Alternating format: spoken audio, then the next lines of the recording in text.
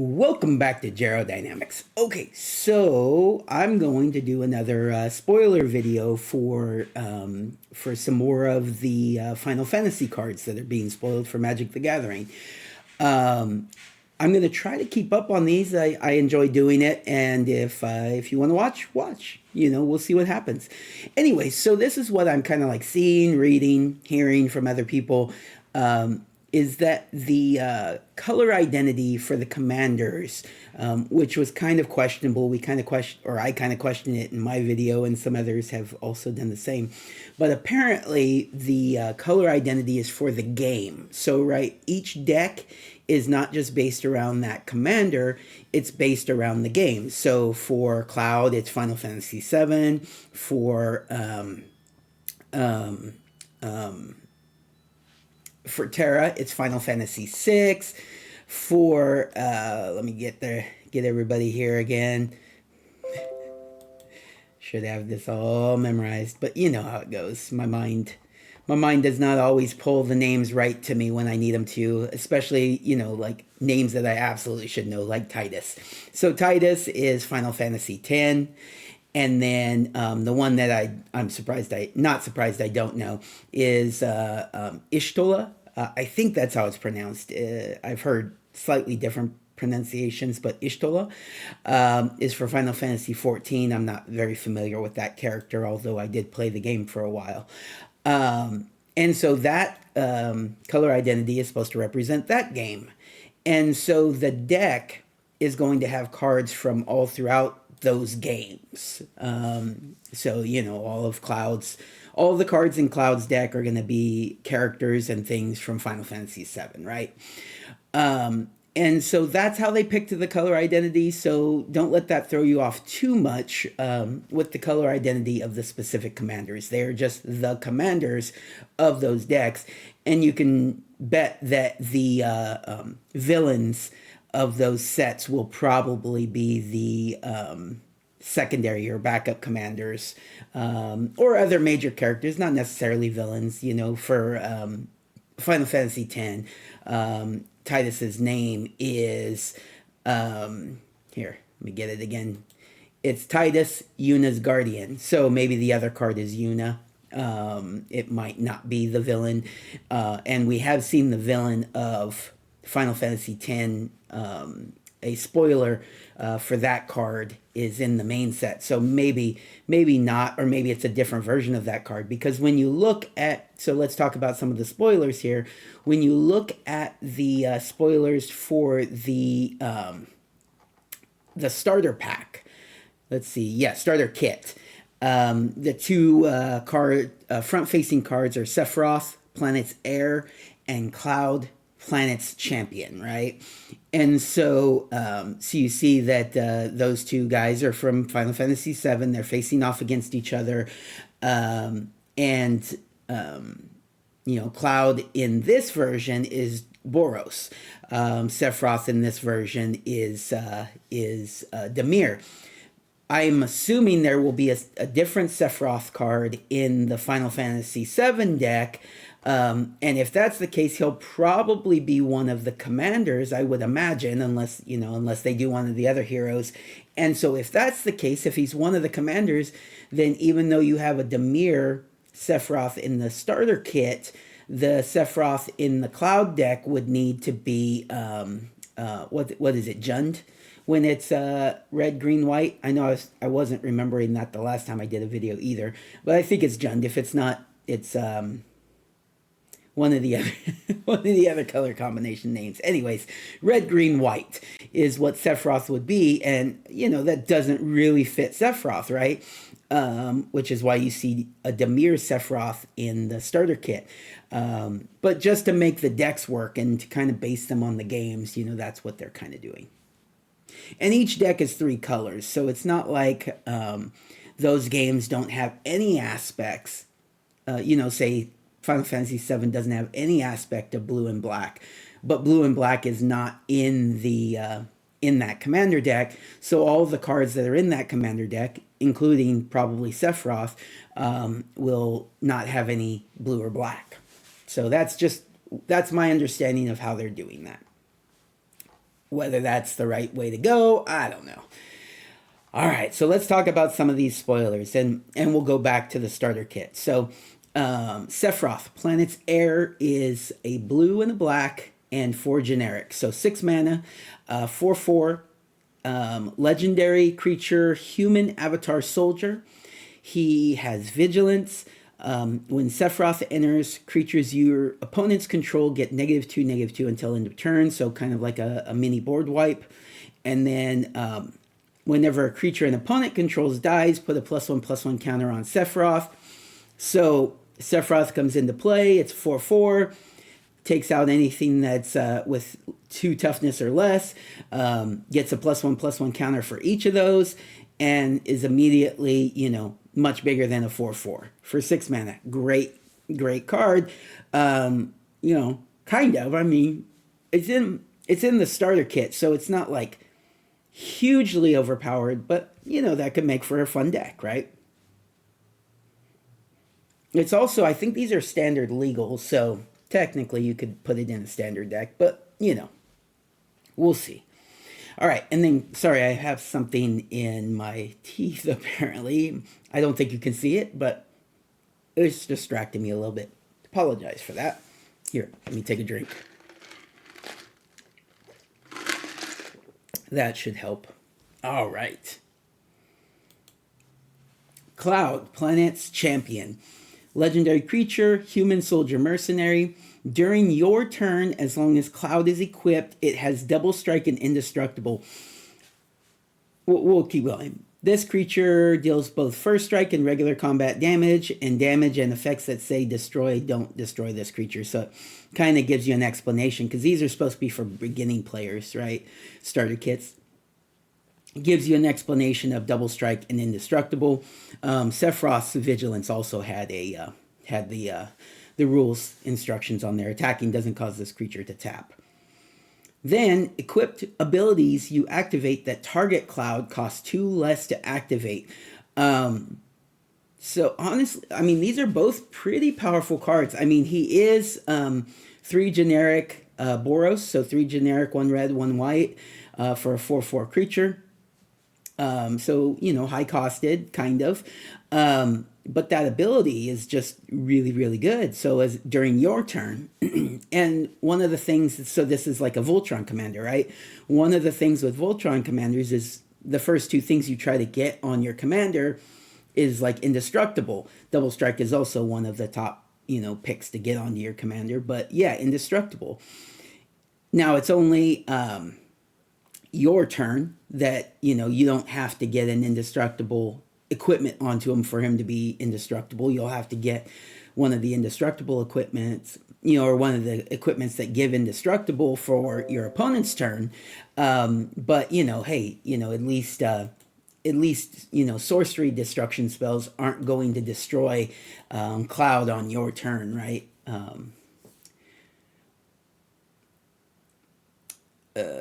What did I mean? I said that wrong. Anyways, basically, on your turn, they can't destroy your creature. So you can attack in, he can't be destroyed. He has double strike. Great. Also, it makes it easier to equip equipment to him by making it cost 2 less. So he's a pretty decent Voltron commander in Boros. All right. Let's go through these other spoilers. One of my favorites. And so keep in mind that I didn't feel, sorry, now my nose is running. I'm having all sorts of issues. Anyways, I didn't feel that the 4 commander cards were very flavorful. I didn't really feel like they represented the characters, right? And a large part of that was the color identity. Now their abilities are probably a little bit better, but even those weren't like perfect, right? But these cards, the flavor is huge, and I'm loving it. I want card mechanics and flavor for cards that really fit the characters.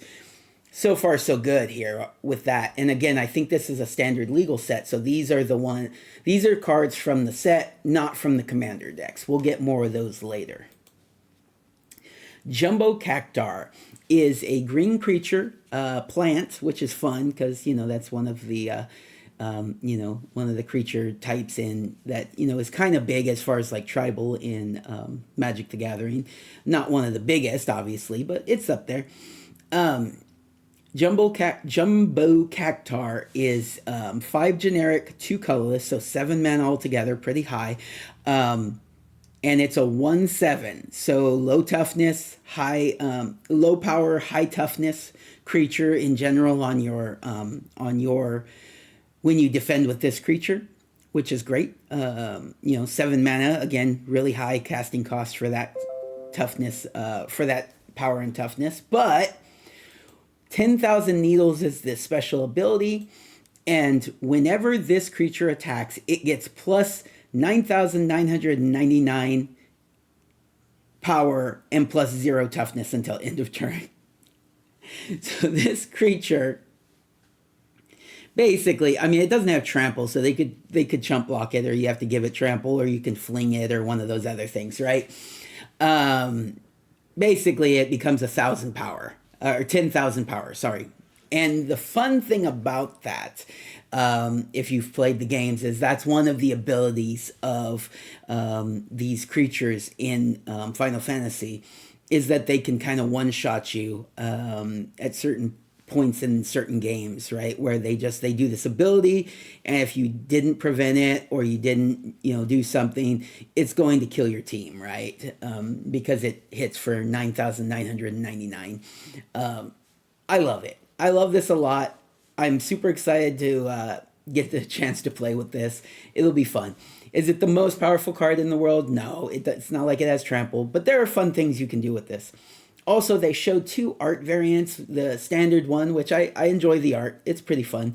But the Jumbo Cactar borderless looks very similar to the Cactar from the game, which is kind of iconic. It kind of does this like thing. I love it. I love it a lot, and I'm really excited to see it and get a chance to play with it. Again, I'm really hoping that eventually, or some of these special treatments come out looking like the box art, that really beautiful hand-drawn looking box art that Final Fantasy is known for. But I love that this is kind of like it's a callback to some of the other types of art that are in the game. I really enjoy that. All right. Moving on. Sin, Spyro's Punishment. So Sin is the villain of Final Fantasy X, and so that's who I was talking about earlier. It's a legendary creature, Leviathan Avatar. So, Leviathan and Avatar are creature types from Magic the Gathering. It is 4 generic not Esper. Sorry, why am I doing this to myself here? It's one of my favorite color combinations too. All right. Well, I will come back to that. It's black, green, blue, and I know that color combination will probably pop into my head here eventually, and I will say I got it. It's Muldrotha, right? Muldrotha, the color combination for Muldrotha. Anyways, it has flying. It's a 7/7 creature, flying. Whenever Sin enters or attacks, exile a permanent card from your graveyard at random. Then create a tapped token that's a copy of that card. If the exiled card is a land card, repeat this process. So it even copies the land, but then you get another card, so not just the land. That's great. Lot of fun with that. I'm going to enjoy this. I don't know if I'm going to play it as a commander, but I could definitely see putting it in some decks. But we'll see. Maybe I'll try it as a commander. It's a fun commander there. Nope, still not coming to me what the color combination is called. Anyways, all right, moving on. We have our first Chocobo. We got a Sazaz. Saz. Is it Saz? S-A-Z-H. Saz Chocobo. It's a little baby Chocobo. And it's in this guy's hand is the art. It's holding a little baby Chocobo in his hand. It's 1 mana. And landfall, whenever a land you control enters, put a +1/+1 counter on this creature. And it's a 0/1 bird. So basically, it's just a bird creature that grows with landfall. It does not have flying though. I don't see this card getting used a whole lot, but hey, maybe fun in like limited or whatever. Or if there is a landfall deck, maybe, but we'll see. All right. Now we have Garland, Knight of Cornelia. It is red-black, Rakdos. Legendary creature, human knight. Whenever you cast a non-creature spell, surveil 1. And then for 3 generic, 2 black, 2 red, return this card from your graveyard to the battlefield transformed. Activate only as a sorcery. So it ends up in the graveyard, and then you can cast it for its alternate casting cost, which is 1, 2, 3, 4, 5, 6, 7. 7 mana to cast it from your graveyard. And it comes back as Chaos the Endless. Flying. When Chaos dies, put it on the bottom of its owner's library. I'm trying to remember which game this is. Is it Final Fantasy 1? You know what? I think it actually says it. Oh, you know what? I'm going to have to go back and check, because I think it says it at the bottom here.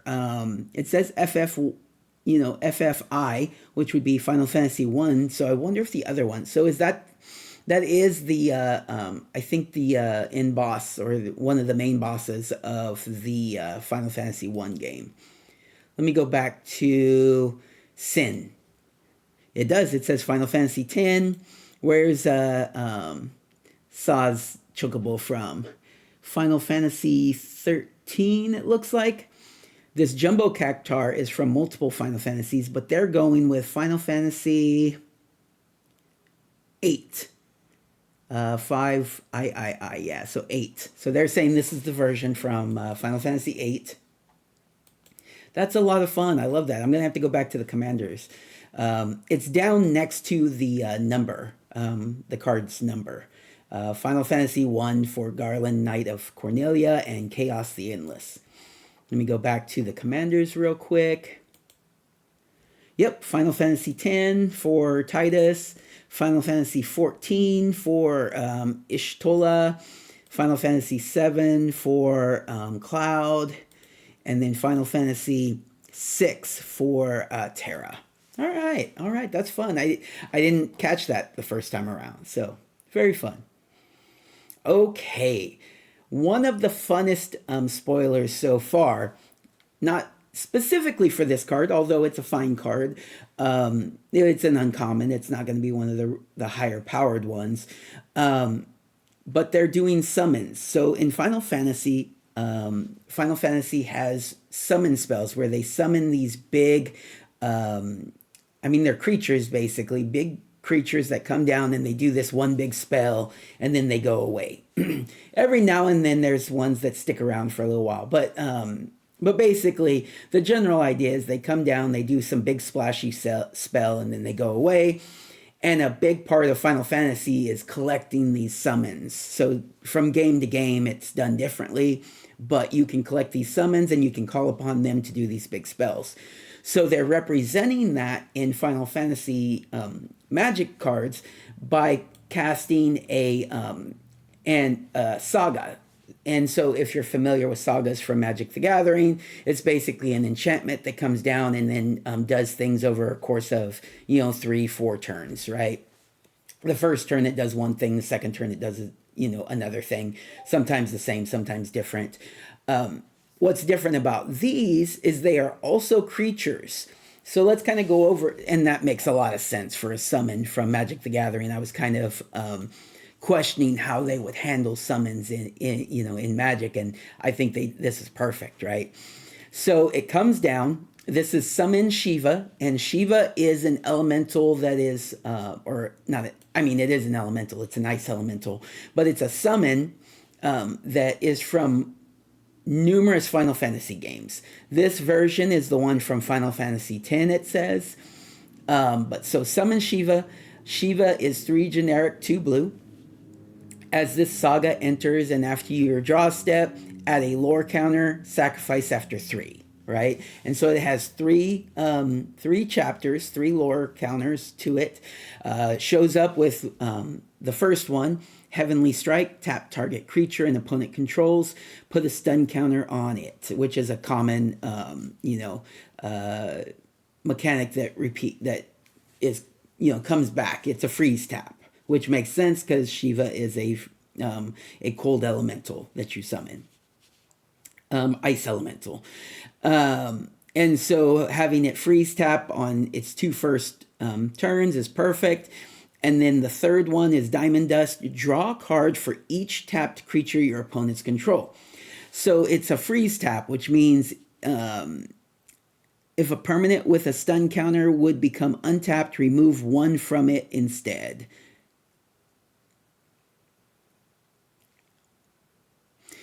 Interesting. Okay. So the way this is worded is, so it starts with a stun counter, right?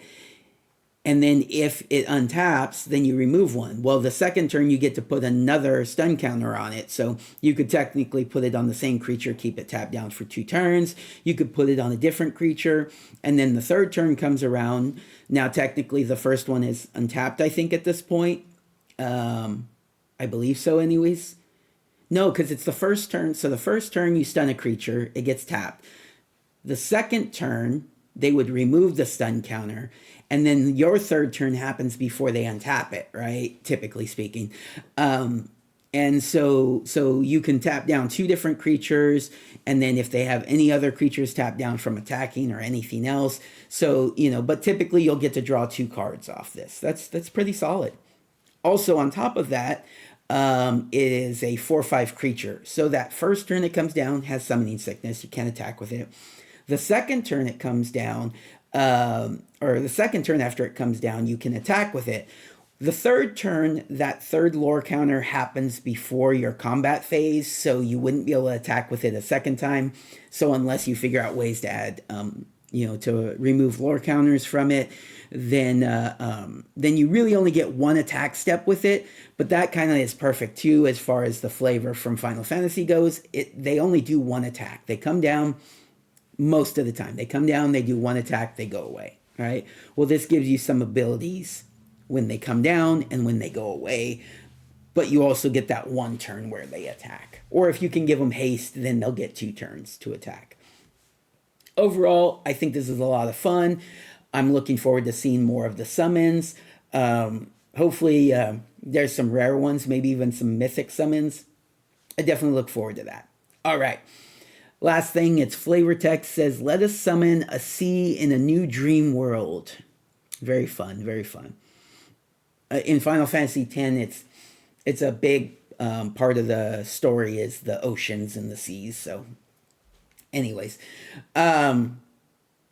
other than that, the artwork is fun. The standard border is pretty nice. Kind of looks like the enchantment borders, from say Theros or whatever, with the starry look to it. Frame kind of all combines together, and then you have a little artwork. Then there's borderless, which is pretty much the same thing except without the border, of course, and so the art kind of spreads throughout the whole piece. And it's different artwork, which is really nice. So technically, it's borderless, I think, borderless, and it's called woodblock cards, by the way. So that Cactuar that I was talking about, all their borderless cards are going to be called woodblock art, so they kind of look like that woodblock aesthetic. All right. This video is going a little long. Sorry about that, but let's, I think we have a couple more here for us. Or, no, it looks like we got a handful more. All right, let's do it. Oh, more than a handful. Sorry if this is going to be too long of a video for you. All right, so Emmett Selch Unsundered, and it flips over to Hades, Sorcerer of Eld. This is from Final Fantasy XIV also. So the MMO. I don't remember this character, but, I don't remember a lot about that sort of stuff from Final Fantasy, or I just never even made it this far, in the game. One of the two.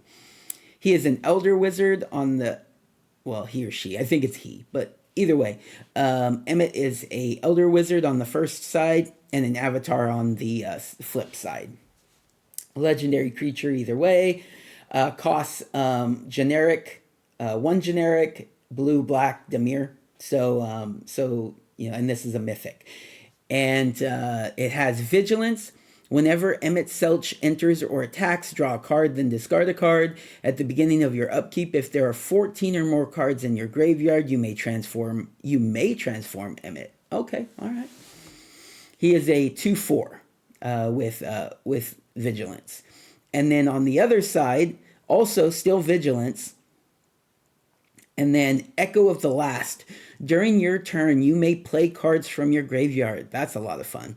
If a card or token would be put into your graveyard from anywhere, exile it instead. That's a tough cost right there, because if you're playing a graveyard deck, you want your cards going into your graveyard, not your exile.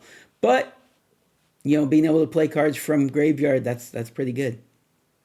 All right, what will become of our triumph, our hopes, our despair? So that's the flavor text. 6/6 on the Avatar side. All right, moving on.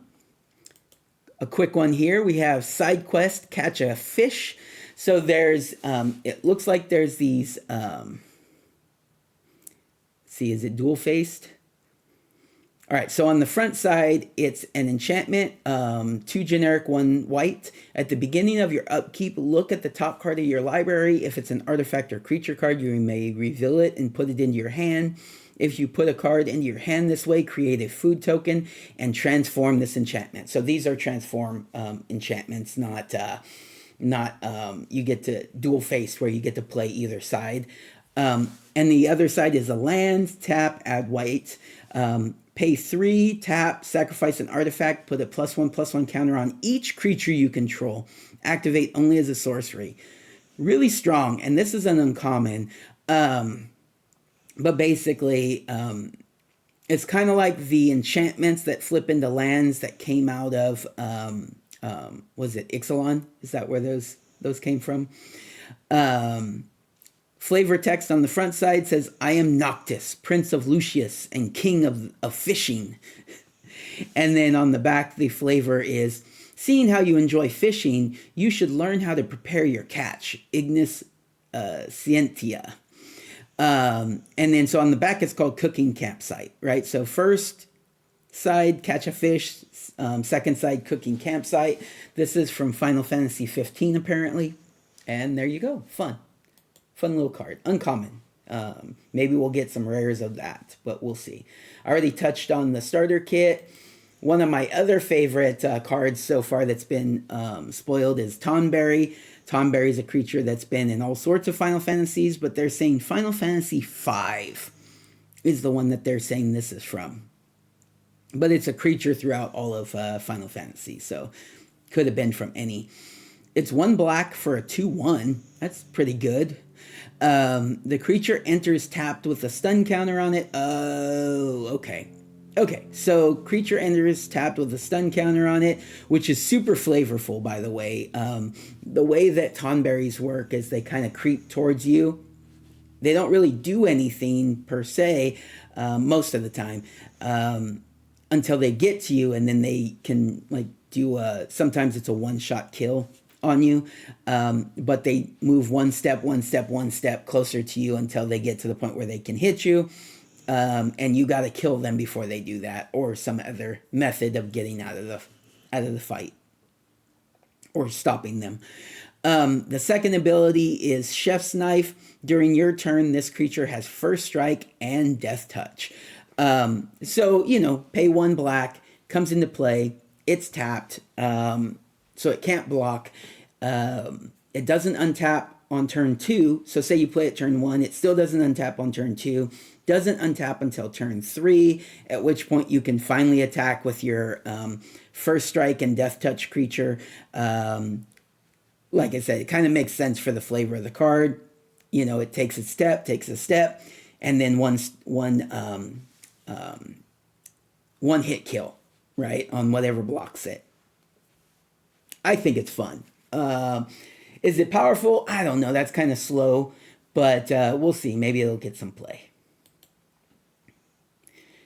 That's probably not going to be a lot of what I talk about in my spoiler videos. I'm not a really good judge of power and like, where this deck is going to see play. I'm going to be talking about flavor, art, what the card does, that sort of thing. All right. Let's go here.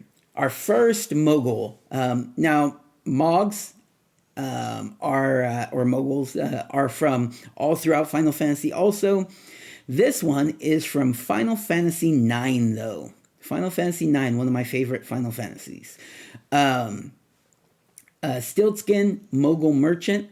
So there are merchants throughout these Final Fantasy games. Oftentimes, Mogs are the merchant class.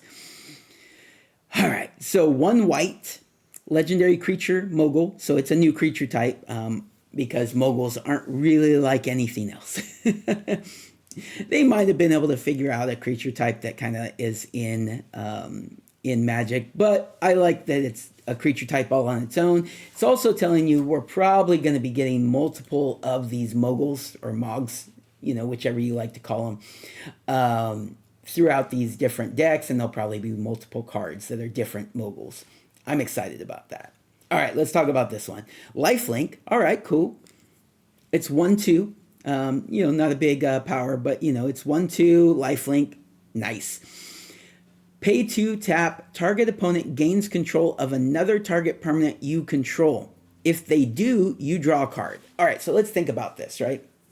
There are certain cards in Magic that if you can give them to your opponent, it can cause you to win the game, or they lose the game, or it's bad for them to have it. So that's it's called gifting. So that's a mechanic that you see in Magic the Gathering from time to time. This is mono white, so I don't know too many options for that in mono white. So as a commander, it's probably not exactly where you want to be, but it's a fun card in those type of decks. Another way to play it is just as, card draw, right? And so say it's a mono white treasure deck or a mono white food deck. Put it in your food deck, right? Give your opponent a food token, you get to draw a card, right? Not bad. And so so that's kind of what it does. So you give away something that's really not that big of a deal for you, and then you get to draw a card. All right.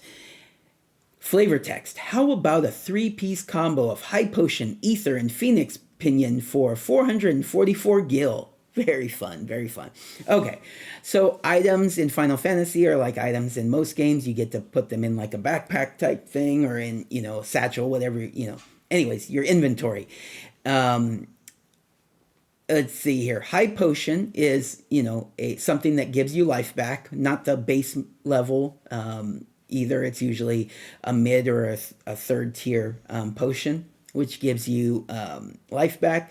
Ether gives you magic back. And then Phoenix Pinion, I'm pretty sure Phoenix, but Phoenix usually brings a character back to life. A Phoenix Pinion, I'm not quite sure if if it does it slightly different or if it does the whole team or, but Phoenix Pinion, right? It's probably has something to do with, maybe it's an auto thing. You put it on a character and then if they die, then they automatically get brought back to life. Not 100% sure about that. Again, from Final Fantasy IX, I should know, but it was a really long time ago. You got to forgive my memory sometimes. 444 gil. Gil is the type of monetary currency in Final Fantasy games, and so it's like gold or whatever. 444 for 3 items is not bad, by the way. All right, okay. And then it also has a borderless woodblock version of the card, and the art is very fun. I'm enjoying this. Definitely want the borderless woodblock versions of these cards if possible, unless they come out with different art treatments that I like more. All right, we're over 30 minutes already, guys. Let's see here. We have a couple more cards, I think. Yeah. Okay. Cecil Dark Knight. Cecil is from Final Fantasy IV, right? Let me see. Yeah, Final Fantasy IV. And so Cecil's one of your main characters. He starts out as a Dark Knight. You pay 1 black. He comes into play with Death Touch. He's not tapped down. He's a 2/3. Good lord, so much. So 1 black, Death Touch, 2/3, a Human Knight. Its ability is Darkness. Whenever Cecil deals damage, you lose that much life. So you block with him, he deals 2 damage, the creature dies because it has Death Touch, but that 2 damage means you lose 2 life. So that's the drawback, that's why he only costs 1. Still really good. Then, if your life total is less than or equal to half your starting life total, so let's say this is your commander, and you get dropped down to 20 life. Wait, is it less than or equal to? So 20 life. Then you can transform him into Cecil Redeemed Paladin, right? And so Cecil Redeemed Paladin in the game, Cecil becomes a paladin after certain quests and stuff. He has lifelink. He's a 4/4. So initially you paid 1 black mana for him, and now he's a 4/4 lifelinker. With the ability Protect, whenever Cecil attacks, other attacking creatures gain indestructible until end of turn, which is great. So this will be an Orzhov deck, but in white weenie decks, you're attacking with a bunch of creatures, giving them indestructible is great. I like it. I may build this. This will be fun. All right, let's take a look at some of these other things. There's some different art treatments for Cecil, Dark Knight, so the one that we just talked about, so I'm not going to talk about the abilities, but basically it's a full art borderless like anime treatment. Does it say what it is? Borderless character card, so it's just a focus on the character. It looks like they're doing the anime art with these, so there you go. Borderless anime cards for their legendary creatures. Very fun. I like that a lot. The art on the regular card is cool too, but I would definitely want this borderless version. All right. And then we have some special guests. So it seems that the way they're doing special guests is they are going to have a Final Fantasy treatment, but they're reprints of special guest cards like you get in other sets, right? So the first one, a big one, Ancient Copper Dragon is being reprinted as a special guest in this set. That's huge, by the way. If you don't have a copy of Ancient Copper Dragon, these special guests are hard to get to. It's probably going to be worth a good deal of money. But you'll have more of a chance of pulling one of these now at this point. So keep that in mind. But yeah, this is going to be an expensive card too. And then the Final Fantasy treatment says Dragon of Mount Gulg, or Gulg. I think it's Gulg. And then you know what a Copper Dragon is, Ancient Copper Dragon is. I don't have to talk about it. It's the Treasure Dragon, D20 Treasure Dragon. And this character is from Final Fantasy 1. This is also anime art treatment. I really like this art. This is the art that looks like the box art to me a little bit. So maybe I need to see some other versions here, but it kind of looks like the old school art treatment from the boxes. We'll see. Yeah.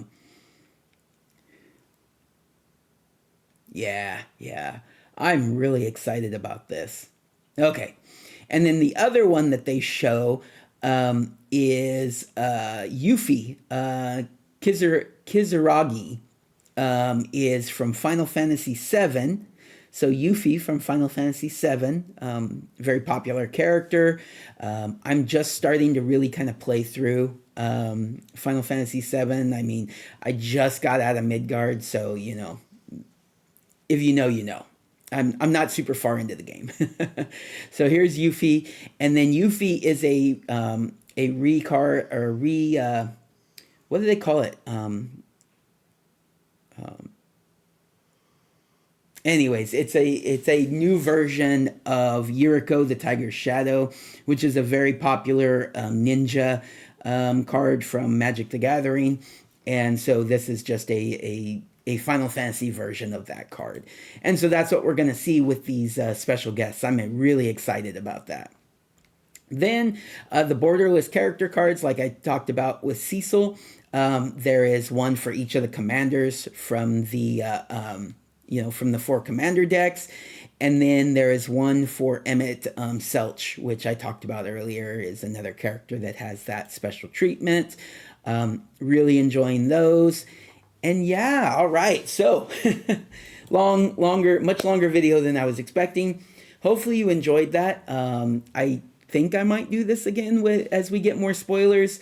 Maybe try to break them up into smaller videos. I'm not sure, but I'm super excited for this. What about you guys? Let me know what you think. All right, everybody, take care. Have a good day.